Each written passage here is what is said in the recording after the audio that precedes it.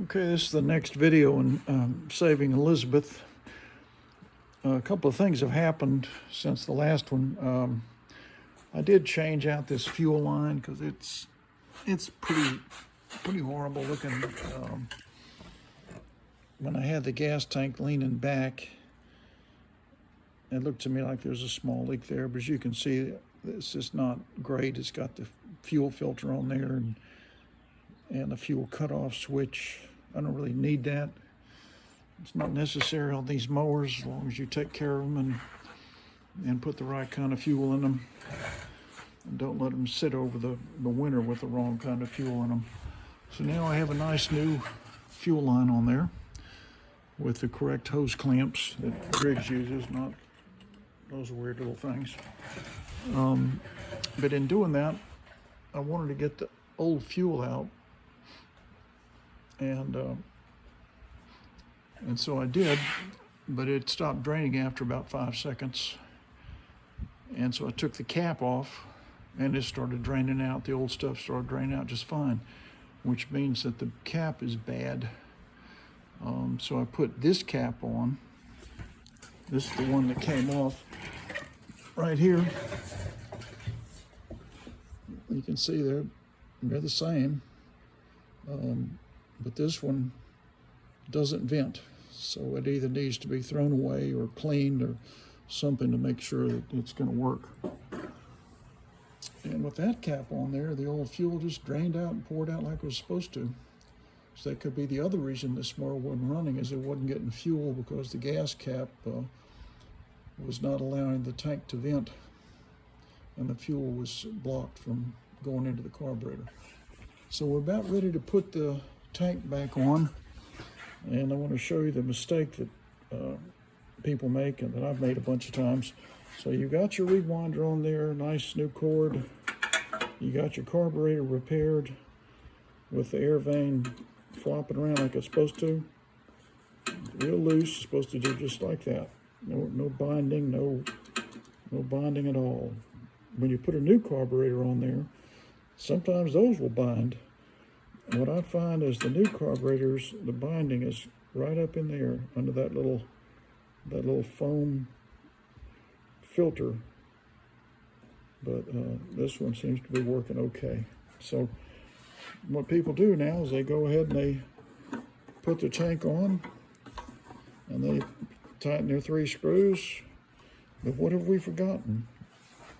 What people forget, and I used to forget all the time, is they forget to attach the dipstick, which goes under there. So then you have to unscrew all this and remove the tank again and get it out of the way. So just let's get it here where it's off.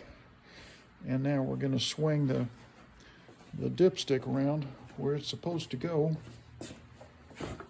and put the little screw in there that holds it in place, so that we grab our dipstick and we spin it around. Let's see, I think we probably went this way, so we're going to spin it around, go like that, and kind of bump it into place there. There we go. So there it is, it's in place. It's all looking good down there. Now we're going to get our little shoulder screw here, this little guy, and we're going to put it in here, and I'll show you how to do that. So I've got that started, and so what I'm going to do is I'm going to push down on this with the heel of my hand at the same time I'm tightening that, and that way that's going to be nice and seated. So let's put the camera back over here and see if that's at least sort of in the right spot. Yeah, okay. So I'm going to get my electric drill, 5/16, 0.8 millimeter. Push down with the heel of my hand. Now, just to be sure it's nice and tight, do a little bump like that. Okay, it may move a little bit, and that's okay because there's a gasket at the bottom anyway, but you don't want to be too loose. So now we can put this tank on.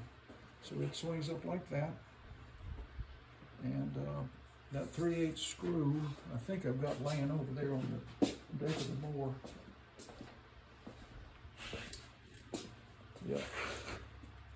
See, we want to install this before we cinch down those 3 screws up top. So let's make sure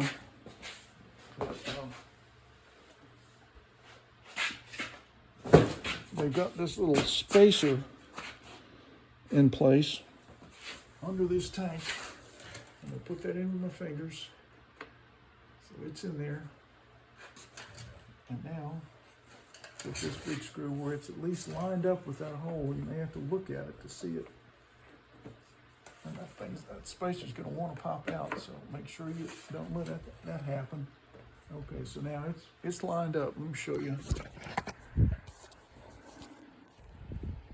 See, it's lined up when it's going into the crankcase body. And so now I can put this 3/8 socket on here and begin to tighten it. I'm not going to tighten it all the way because I still have to put in those 3 screws up top. And if you tighten it too tight, you can't move that. You can't move that tank around in order to do it. Okay, I think it's going in now. Let me get my power wrench. Hold on a second.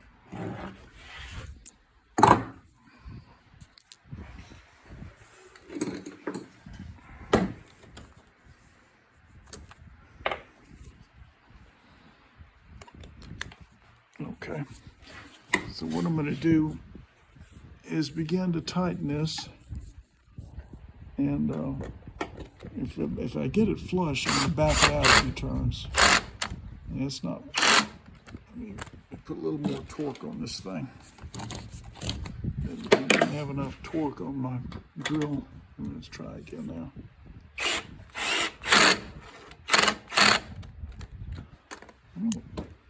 I think that's going in right. Let's try it again. Okay, back it out now.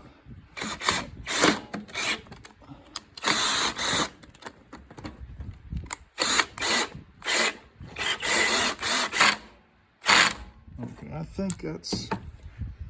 think that's tight now. See that? That's actually too tight. So I'm going to back out 2 or 3 turns. So that this tank is movable, because I've got to get those 3 screws in place. So then I'll come back and tighten that when I've got the 3 screws up top. Okay, so let's show you this too. To get everything lined up, you know, you definitely want to remember to get your cord on the outside, and then these have to be lined up. See this right here? So I'm not seeing the hole. There's the hole. So that's lined up. Got to get that correct. And same over there. It's okay to manipulate this thing a little bit. Let me show you this. There's this little tiny finger that kind of tells you when things are lined up. But that finger goes into that little tiny hole. And if it is going into that little tiny hole, like it is right there, then you pretty much got everything lined up.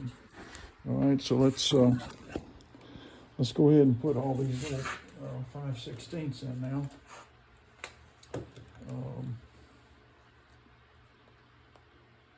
I can probably get them started with my magnet. That's often what I do because I don't want to lose them. There's 1, 2.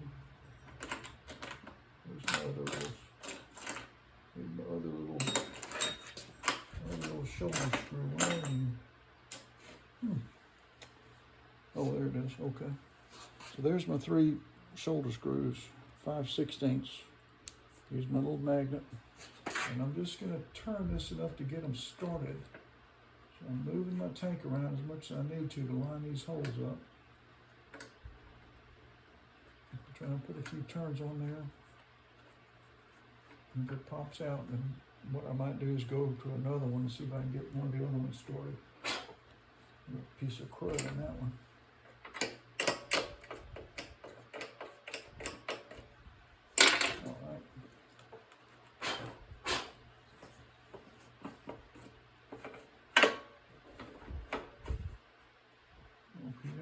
That's lining up a lot better now.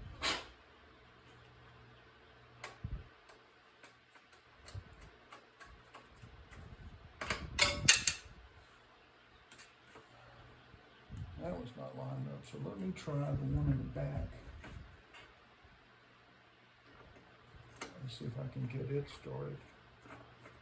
So if I pull away with the magnet and the screw comes out, then it's not started. Okay, so that's started because it didn't come out. So now I can get my 5/16 and at least get one of these little screws started. And now again, I'm not going to fully tighten them. That one's in a few turns. Now I'm going to try and get one of these others in. And the reason for that is I don't want to tighten all three of these because I still want to tighten the screw on the bottom. You're doing a little balancing act here.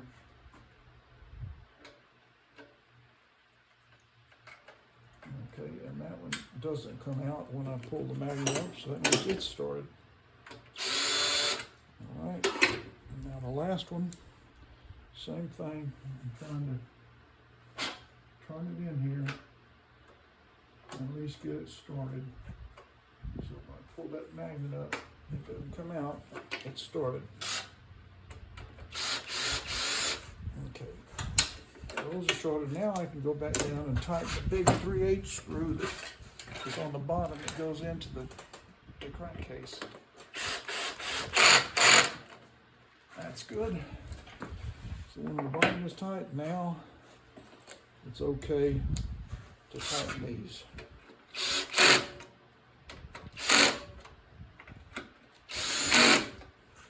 All good. And this looks like that's engaging. Got the engine brake on, so it's not going to pull.